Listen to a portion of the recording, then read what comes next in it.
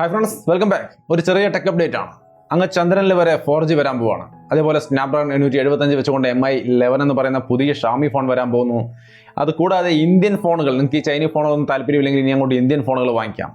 വിശദമായ വിവരങ്ങളൊക്കെ നമുക്ക് വീഡിയോക്കകത്ത് നോക്കാം. നേരെ വീഡിയോയിലേക്ക്.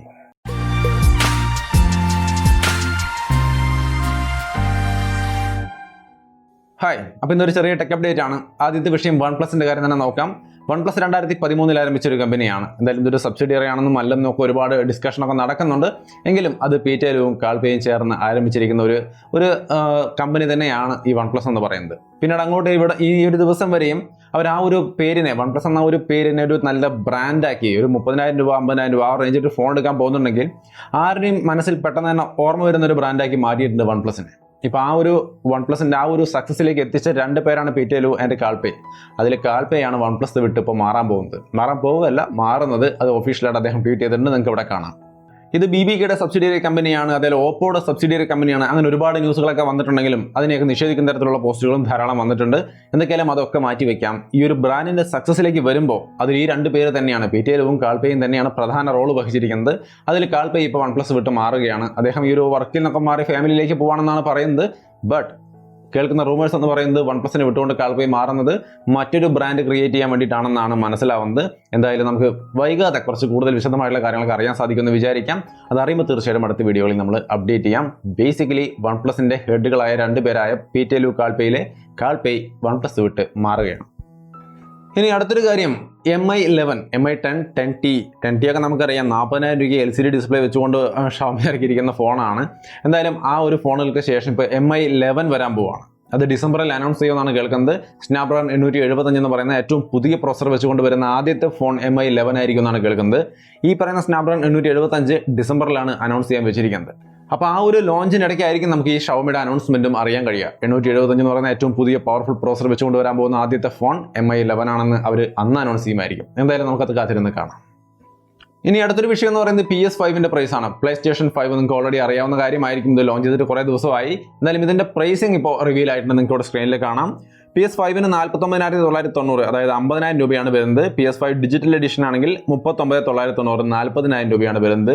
സോ ആ ഭാഗത്തേക്ക് നോക്കുന്ന വലിയ ഗെയിമേഴ്സ് ഒക്കെ ഉണ്ടെങ്കിൽ തീർച്ചയായിട്ടും നിങ്ങൾക്ക് നോക്കാവുന്ന ഒരു സംഗതി തന്നെയാണ്. അതിന്റെ പ്രൈസ് ആണ് ഇപ്പോൾ ഒഫീഷ്യലി അവർ റിവീൽ ചെയ്തിരിക്കുന്നത്. ഇനി അടുത്തൊരു കാര്യം ഓപ്പോയുടെയാണ്. ഓപ്പോയുടെ ഒരു പുതിയ ഫോൺ വരികയാണ്. പുതിയതല്ല, പഴയ ഫോൺ. ഓപ്പോ F17 Pro എന്ന് പറയുന്ന ഒരു നല്ല ഡീസൻ്റ് ആയ ഒരു ഫോണാണ്. നമുക്കറിയാം, light weight, slim, stylish look, അവരുള്ളൊരു സ്റ്റണ്ണിങ് ഫോൺ തന്നെയാണ് ഓപ്പോ F17 Pro.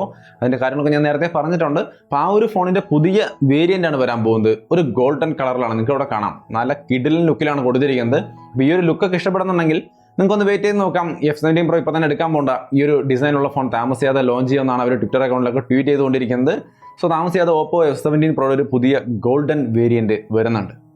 ഇനി അടുത്തൊരു കാര്യം, ചൈനീസ് ഫോണുകൾ ഇഷ്ടപ്പെടാത്ത ആൾക്കാർക്ക്, അല്ലെങ്കിൽ അത് എടുക്കണ്ട എന്ന് വിചാരിക്കുന്ന ആൾക്കാർക്ക്, എന്നാൽ നിവൃത്തികൾ കൊണ്ട് മാത്രം അത് എടുക്കുന്ന ആൾക്കാർക്ക് സന്തോഷിക്കാനുള്ള ഒരു വാർത്തയാണ്. മൈക്രോമാക്സ്, ഇന്ത്യൻ ബ്രാൻഡായ മൈക്രോമാക്സിന്റെ ഫോണുകൾ തിരിച്ചു വരികയാണ്.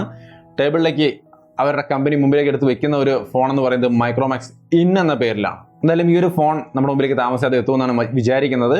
ഇതിന്റെ ടൈമും കാര്യങ്ങളൊന്നും പറഞ്ഞിട്ടില്ലെങ്കിലും താമസിയാതെ നമ്മുടെ മുമ്പിലേക്ക് മൈക്രോമാക്സിന്റെ പുതിയ ഫോണുകൾ വരികയാണ്.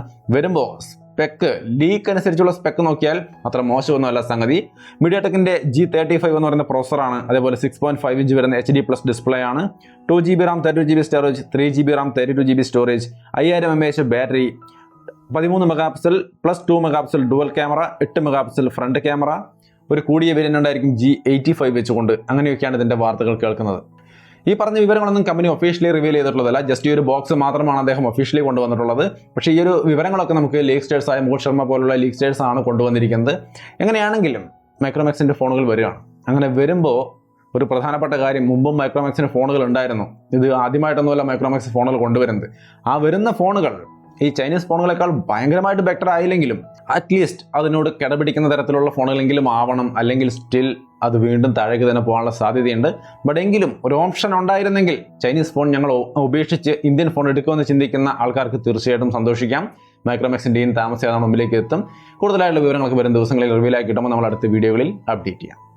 ഇനി അടുത്തൊരു കാര്യം, അങ്ങ് ചന്ദ്രനിലും 4G വരാൻ പോവാണ്. ഇവിടെ നമുക്ക് 4G ഇല്ല, 5G ഇല്ല, 6G ഇല്ല, ഉള്ള 4G സ്റ്റേബിൾ ആയിട്ട് കിട്ടുന്നേയില്ല. ഇതിനിടയിലും ചന്ദ്രനിൽ 4G കൊണ്ടുവരാൻ വേണ്ടിയിട്ട് നാസയും നോക്കിയയും ചേർന്ന് ശ്രമിക്കുന്നുണ്ട്. നോക്കിയയ്ക്ക് അതിൻ്റെ ഫണ്ടിങ് കാരണം കിട്ടിക്കൊണ്ടിരിക്കുന്നുണ്ട്. താമസിയാതെ മുകളിലേക്ക് പോകുന്നവർക്ക് അവിടെ ഇരുന്നുകൊണ്ട് തന്നെ ഇൻസ്റ്റാഗ്രാമിൽ പോസ്റ്റ് ഇടാൻ പറ്റുമെന്നുള്ളതാണ് മനസ്സിലാവുന്നത്.